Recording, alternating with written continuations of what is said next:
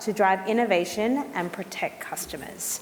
So I'm going to introduce Hannah Glass. Now, Hannah Glass is a senior associate at King & Wood Mallesons. So over to you guys, but let's start by thanking our panel for being with us today.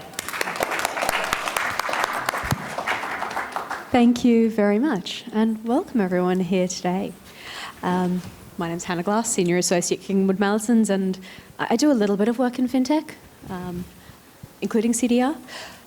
The panel today is all around sort of government use cases for CDR. We're looking at Australia and the UK, and those of you who are familiar with the UK regime will probably say, the UK doesn't have CDR. They've got open banking, they're looking at open finance, and actually then others who are here will say, yeah, and it's kind of better than the one that we have here. That's actually not what today's discussion is about. We're not about saying, what should Australia do that the UK has? What should the UK do? Why didn't we just adopt their system? It's not about that. It's also not really about this use case discussion that we've been having or where the rules need to change. It's actually about what can be done now and what is being done under the current structures. Because when we think about the consumer data right and we think about the consumer, this isn't just individuals, nor is it just small businesses or large businesses. It's also the government. And if we think about what we were asked to consider yesterday by the Minister, he said there's a huge opportunity for new players to disrupt the status quo through the use of consumer data. And that's what this is about. It's about looking at where is consumer data being used and how can it be used in different ways to actually unlock the benefits for the economy. But you're not really here to listen to me. You're here to listen to our brilliant panel, Jamie Leach, Regional Director, FData New Zealand, Jill Berry, CEO and co-founder of Additree, and Cassandra Meager, who is the ED Credentials and Identity Policy at the Department of Government Services, also known as Service Victoria. And I would like to ask each of the panellists to just introduce themselves briefly in terms of what is your connection to the consumer data right? Jamie, let's start with you. Wow. I've been a part of this journey for way too long. In various capacities, I've been working on the CDR since 2019, and before that with the UK government on open banking since about 2017. So I think I need to go consult a psychologist at this point. Unlike Jamie, I'm a recent arrival to the open banking space. I'm really looking at it as an opportunity to solve some problems government has, particularly in the identity space. I'm Jill. I'm a CDR OG. Been doing it for more than 5 years. Sounds like a bit of a confession. And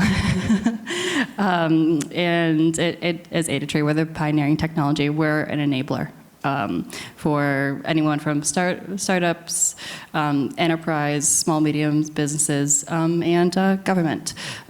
So we want to enable whatever use case, industry, data set, or size of company. We want to help them unlock the use cases without doing any of the heavy lifting. So suffice to say, we have 2 OGs and 1 newbie, and people who are deeply ingrained in this ecosystem. And as we're talking about government and we're talking about where they're using it, I think we might start, Jamie, with you. What's happening over in the UK? Who in the room has heard of the HMRC?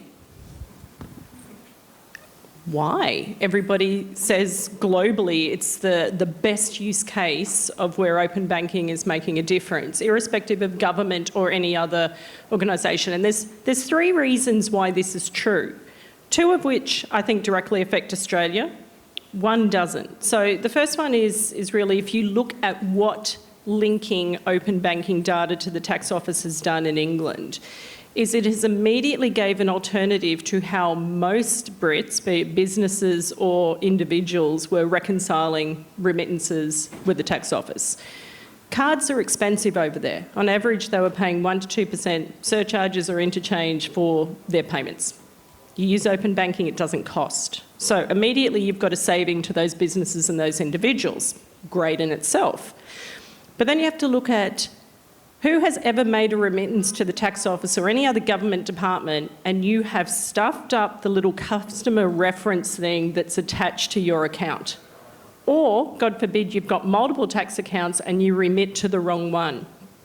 It was costing a lot of time, issues and complaints or inquiries from customers that want to do the right thing but being accused of not paying their taxes on time.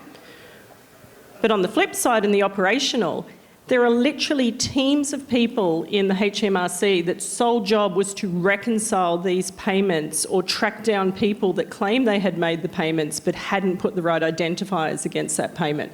It is a very real problem. Even in 2024, it is still a massive issue across governments and large entities. So open banking allowed for those details to actually be transferred with the dollars and reconciled in real time. And then the third is customer satisfaction. If things become easier, things become cheaper, and they work first time, suddenly everybody that has to pay tax, well, this is probably not right, but a lot of people that pay tax in England are happy for the first time and ever because it's just become easier and simpler. So it's a really quick example of how accessing open banking to facilitate not just the movement of data, but the movement of payments has really revolutionised the way that the consumer, be it businesses or individuals, are actually dealing with the government services that they have to rely on a daily basis. Can I just ask though, would that use case be possible in Australia? Points 2 and 3, absolutely, because we still have issues with inaccuracy of remittances, people failing to put the right customer reference number on direct transfers from their bank, and data going through with that. We don't have the same issue with being so reliant on the cards with surcharges and then the interchange that was happening. So probably not the cost savings to the individual, but definitely the time, the efficiency and the customer satisfaction would all benefit from it. But the actual payment itself wouldn't necessarily flow through CDR. It could. Is this like an action initiation segue or something, Hannah? It should, no. That was kind of what I was getting at, is where might this go in the future? Yes, action initiation might allow that, but you might also need another system as well called the payment system and perhaps a few changes to that. We won't get into that. What we will get into though is, Cassandra, I'd love to ask you though, where are we seeing this being used, or consumer data right being used in Australia? So, as you mentioned, Service Victoria was created way back in 2017. First went live with its identity verification services in 2018.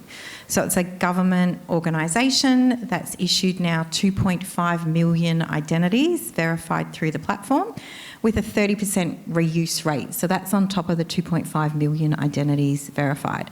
Customers can come through Service Victoria and use them for over 50 different transactions. But what we were seeing was a big problem with a cohort of customers who are recent arrivals to Australia who found it increasingly difficult to prove their identity. And the reason for that is at those high levels of identity proofing, you require a commencement of identity document, use in the community document, your names have got to match, you've got to have a photo on one. But these people coming from overseas to start work in Australia did not have enough documents. They didn't have use in the community documents. When we analysed the rules nationally through the National Identity Proofing Guidelines, through the digital ID rules that are in the Australian Government Digital Identity System, with the rules for the National Police checking and a whole lot of other rules, we realised there's probably one area that's common across all these customers that could be an inclusive identity proofing document, and that was your bank account. And so hence the opportunity to really think about the use of open banking. So in terms of the problem that you're solving, this isn't for the people who've spent their entire lives in Australia. This is for people who are coming in, those who, as I think you said earlier, they have an identity, but they may not have all of the same identification that we might otherwise expect. Yeah, that's correct. It can be expanded for other purposes as well. So You could verify certain attributes through open banking. For example, like address would be a really useful one because there's not a really good source of national address back to source at the moment. In the previous panel, when we were talking about identity, one of my co-panel members was talking about the emergence of deep fakes, particularly in physical documents. So the real advantage here is the use of open data as another check back to source. So there's definitely opportunities in that space. The one that we're looking at, as you mentioned, is really around inclusivity for a group of customers who have difficulty working in Australia because they don't have enough documents, and then enabling them to have an identity that they can reuse again for other services like getting national police checks or working with children checks, NDIS checks, disability worker registration checks. There's a lot of working checks. Yep.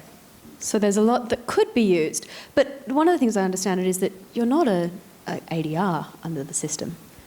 No. So Service Victoria has been working with a private sector FinTech company. We went out to market and looked at what that opportunity might be. Which private sector FinTech company might that be, Jill? I can get to that, but yeah. So Jill, how might this actually work when you're dealing with people who perhaps aren't the ones who are the ADRs in the system? How can they access this data and leverage CDR for different use cases? Great question, because there's one thing about, what's a use case? How do you apply it? Where's the data go? But then the real question is more like the barriers to entry. Be like, is Service Victoria going to be accredited? Obviously not. Well, if obviously we recommended, definitely don't do it. People have probably thought about in this room. They're like, let's not do that. So Aidatree implemented the first time in Australia something called the CDR Insights model. Those aren't my words. That's literally a regulatory access method.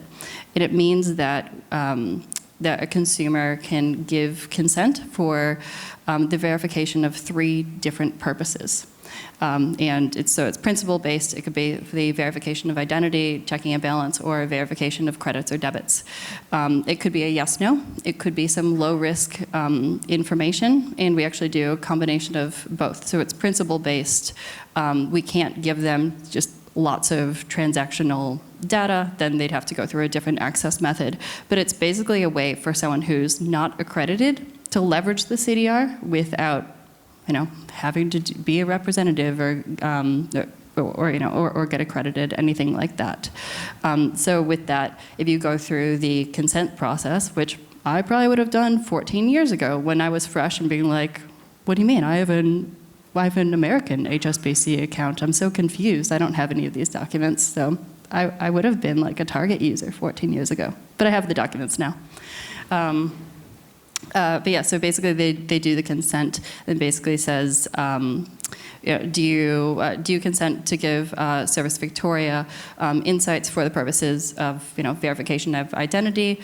We can only give them what they need for the use case, but it actually goes outside the CDR boundary, as it has to say in the consent flow as well. It's still branded Services Victoria, because we still want to be a background implementation detail, but it's a really good way of having a simple low-risk use case in enabling companies to get the benefits of the CDR without any of the overhead. I should note this is in development, it's not live. Yep. And as part of that development, because obviously, as you say, it's a simple use case. It makes total sense from the perspective of government as well as the actual, dare I say it, consumer in terms of the individual and consumer in terms of government. How hard has it been to get to actually leverage this system as a government entity? So there's probably 2 parts to the question. You can go through a procurement and engage with a firm and work through those issues, and that there's a whole piece that goes around the ease of doing that work. Separately, there's a lot of work that goes into thinking about the policy framework and the rules and making sure there's acceptance of the approach that is going to be taken by Service Victoria.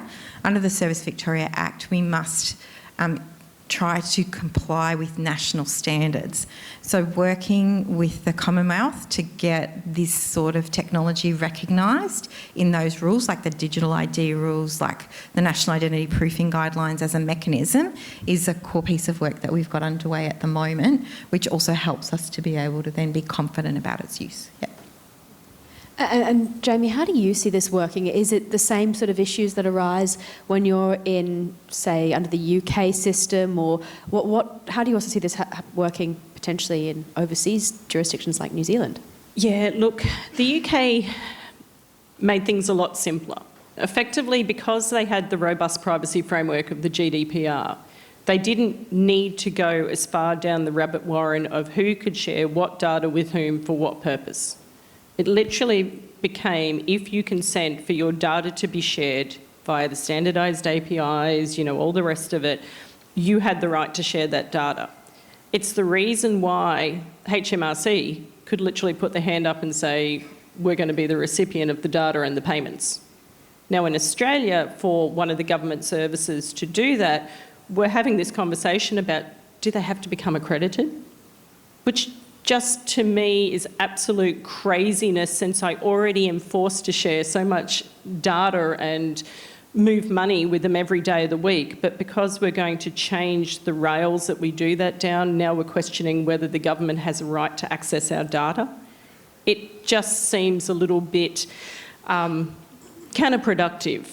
So there is that issue, but New Zealand is further behind in their thinking, and whilst I had really hoped they weren't going to follow Australia, they are following Australia probably a little bit more closely than the UK model, but they're only just getting started, so I still hold out hope that they'll course correct a few things. And Jill, how do you find it when you're working with government? Because obviously you work with a broad array of businesses across the ecosystem. How did you find dealing with government compared to, say, your typical business who's actually accessing CDR data through you? Yeah, safe to say that the procurement process was like a little bit longer with ServiceVic as compared to a smaller company or non-government. But that aside, ultimately, like our tech is the same. We've had to do customizations for your really specific insights, but ultimately the deployment is just as fast, and we just have to fit in with your roadmap of when you're actually going to roll it out. I think next it's proof of age card, and then rolling out the this into the onboarding flow as well. So I think that overall things are slower, but obviously Cassandra has a whole lot more policy to deal with, and something that I thought was really interesting about your approach. It's you didn't even just think about, okay, well let's talk about the the Dig ID and like the national identity framework and get an exception, but you wanted a rule change, and even went on a nationwide tour talking to the other states and territories and be like, all right, this is a way to strengthen our security while being inclusive and accessible. That's honestly like real such like thought and policy leadership that, when we see other states and territories or whether it's Centrelink or NDIS, like those type of adoptions will be possible because you took that idea and you're pioneering about it. But when thinking about it from a fraud perspective, one of the options I think that you had before was that someone could go into a service center and show a physical card with your name. Honestly, I could go on eBay and probably find something to print cards and make something, have a fake name straight away. While that's verified right now, that's not the most secure. And there's something digital and actually verified against the source. So I think that it's easy enough to think about, what's procurement, what's implementation, what's go live, but the amount of policy work that you've had to do is like actually so impressive. So thanks. Thank you. And in terms of that policy work, can you give us a bit of an insight into how you go about that, and also why, if you're saying, well, we're implementing a solution for Service Victoria for people who are in our state, why go on a roadshow? It's a really good question. I think we take a really collaborative approach, and because something's new and novel, it's really easy to not be accepted. And so having acceptance of your peers and also have them test your ideas is a really important part of the process, because we're introducing something new, and identity is only as strong as its weakest link. And so if one of those jurisdictions thinks it's a weak link, then if we want interoperable identity nationally, they might not accept Victorian identities developed using those documents. So what we've done really is challenged the status quo, and we talked in the last panel about paper-based versus digital, the need to modernise rules so that we look at digital and the role of deep fakes. Jill's just alluded to that as well. We think that physical documents can easily be faked, and so to really have identity grounded in the ability to verify back to source is very powerful, provides additional fraud checks, and what it does is it moves us forward into a much more contemporary way of doing things, because more and more people don't even have a physical card, they just have their banking details on their phone. And so we've really got to keep pace with those changes as well and take advantage of the opportunities that open data brings, noting that it is with customers' consent. So it just doesn't happen. You opt into it and it's really clear around those options for it. Yeah. So it's really interesting when you think about that role that others play, because when we're talking about any of this, there's the user, but then there's the use of that. And if you're thinking about why do we have identity, or really a means of identification, it's for it to be used and accepted by people around the world. And I'm one of those people that I never have my wallet. I have my phone and it has everything on it. And that's great when you're in Australia, but you go overseas and you forget your driver's license and you try and hire a car, and it's not so easy. And so the idea that we can create these systems which actually allow us to interact in this world is in a purely digital environment, which is safer and more secure, is actually pretty amazing. So one of the things then is obviously this then increases adoption by consumers of CDR because they get used to the consent. What else can government do to facilitate that? So I think one of the key things Jill was talking about is really think about the rules that are in place where it can be used, particularly around minimisation of data collection. So to be able to check back to source, and Jill talked about some of the details, you can sort of check how long's the bank account been open and set some rules around it, how many transactions have been through the account. So this is providing really valuable opportunities for fraud checking. So really thinking about the link to fraud and the opportunities to use open banking in that space is definitely a future space. Yeah. Jill, going back to you for a second, obviously you spend almost every waking moment and most of when you're asleep thinking about this and ensuring people can actually use this. One of the key barriers that has been mentioned a few times is education. How can we fix that? Great question. I think that it's a theme that's actually come up a number of times today and yesterday as well. And it's a question of, sure, there's the use cases and they're implemented, but if people have questions, because, if something is new, gosh, remember the first time that you used contactless? You're like, what if I drop this on the street and everyone just, someone taps forever and just drains my account? It was like a bit of uncertainty. Now you trust it so much. We've actually moved on from that just to like only Google Pay or Apple Pay. But it was just that initial education. But it's a question of, whose job is it to educate? Because, whether it's, Aidetree's website, the Service Vic website, the We Money website, it's like we're all writing the same information that honestly, that says, oh, this is a CDR, this is what it is, this is how it's safe, this is why it should be trusted. Here's a logo. I think that Treasury or the other regulators really need to have a stance, make a consumer-friendly website that we can all refer to. And so this is what it is, this is how it works, because it's otherwise a lot of duplication of effort in education that if we did it once centrally, ideally that would happen. So, sorry, Anna, to if you feel specifically called out. But yeah, I think that having that would be really important, especially as the use cases are really starting to explode. And my mother-in-law would be like, "What is this?" Well, I mean, she hears about it all the time from me, but it is. Yeah. And that's a good thing. So, Jamie, I think you might have some views on this one too. I do. Look, it's an interesting topic. Do you know, when you speak to the OBIE, or the originals that probably aren't even with the OBIE anymore, it was called out as their number one... That being the organisation in the UK that oversees the implementation. The open banking implementation entity, I am terrible for just assuming everybody loves CDR and open banking as much as I do. They were once polled about their greatest regret and what they thought was the biggest barrier to adoption, because, it took the UK 3 years to get 3% cut through. And we all heralded that as being amazing when you're talking a base of 60 million people, but they wanted it a bit quicker. They did zero education and public awareness. And even when that was raised, what do you think they did next? Nothing. They still did zero education and public awareness. Now, I'm going to put on I'm feeling really old at the moment, thing. Who remembers when seatbelts became legislated in Australia? Does anybody remember the government education around that? It literally said, we have legislated that cars going forth must have seatbelts. It's for your protection. If you want to know any more, go and speak to your car dealer. That was it. And in my opinion, I've been quite publicly vocal about this. I think there is a part for both government and participants to play.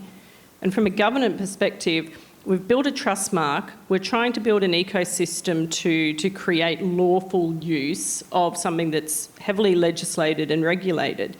For the government to put a campaign out there saying, we have built this method of you sharing your data that is an enhanced cybersecurity for your protection. Look for this little trust mark on any apps or software that you use. And if you want to know more, speak to your bank, or speak to the app company, or speak to whoever. That's it. The government doesn't need to pick sides. They don't need to pick winners. They don't need to go further down. But I do think there is an avenue of the public needs to be told, this is real, it's legit, look for this trust mark, it's in your best interest. And if we can start to do that, maybe we'll get a slightly quicker adoption than what the UK experienced initially. So what we really need to do is actually get to a stage where people understand that this is for your safety, and this will help everyone drive on that digital economy highway.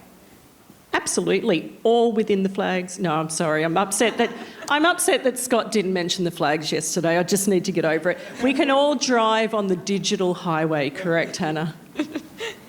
So if we are all driving on this digital economy highway, and I had all sorts of things in here which we were going to delve into digital identity, we've sort of touched on it, but just because we're getting the final wrap up, we're all citizens, we're all consumers in Australia, we all use government services. What would you like to see government do with CDR as a consumer of CDR data? I'll start. Go for it.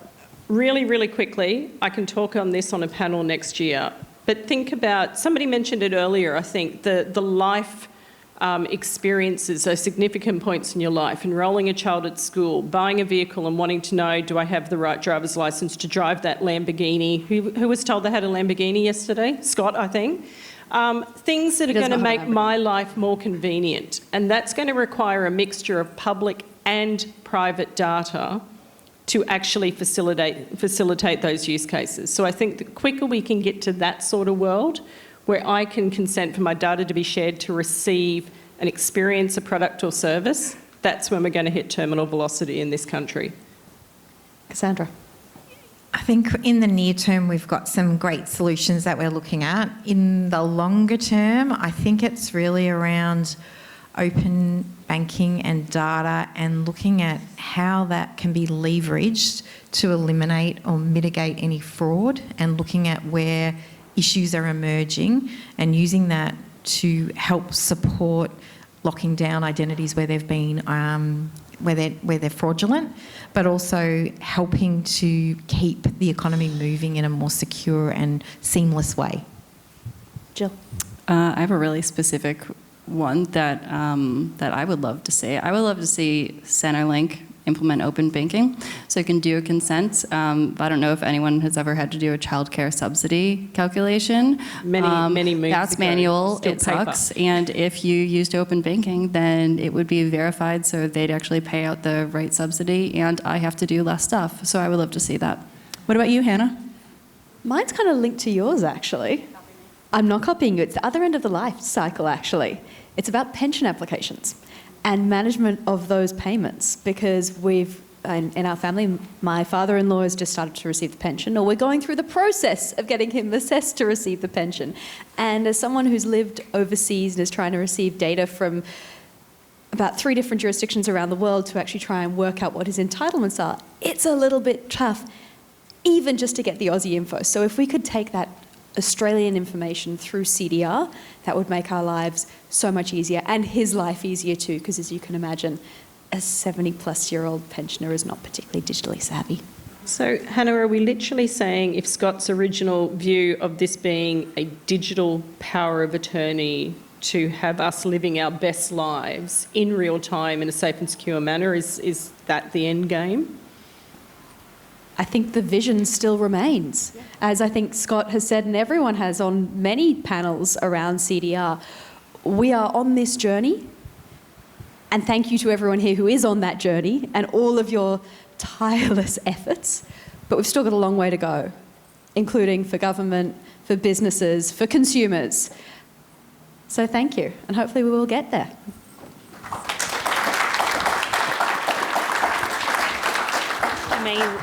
Amazing. Thanks.